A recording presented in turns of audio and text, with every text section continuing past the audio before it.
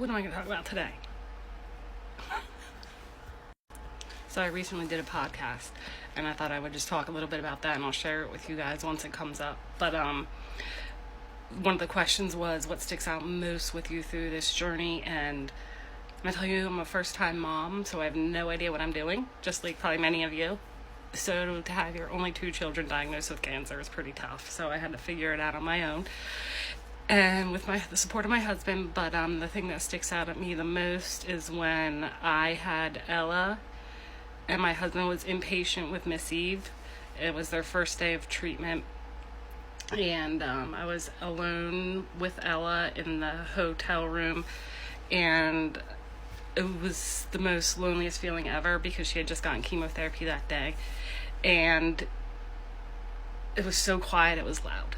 So that's what sticks out to me the most, because I feel like I was poisoning my newborn child with chemotherapy to try to save her life, and I was scared that ultimately it was going to kill her. So that was probably the most thing that stuck out at me.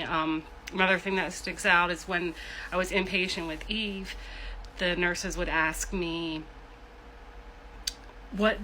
you know what she likes, right? You know what she likes, so how can we help her, because she was in so much pain. And I only knew her for 10 days before she went inpatient because of her twisted bowel. So that's something else that sticks out at me, because I couldn't even help the nurses to get to know my child, which was Eve, because I didn't have time to get to know her myself. So that's another thing. And it's been really hard. So it's still really hard. And in case you're wondering, their next cancer scans they're in March. So we have about a month, and then we'll see what the status is their cancer is, if I even make sense.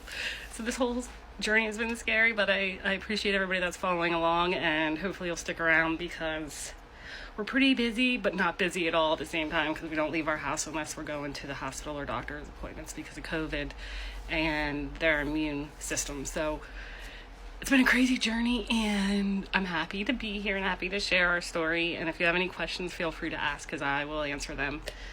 And yeah, that's pretty much our life. We only wanted to have 1 child. We decided 1, and then we got 2.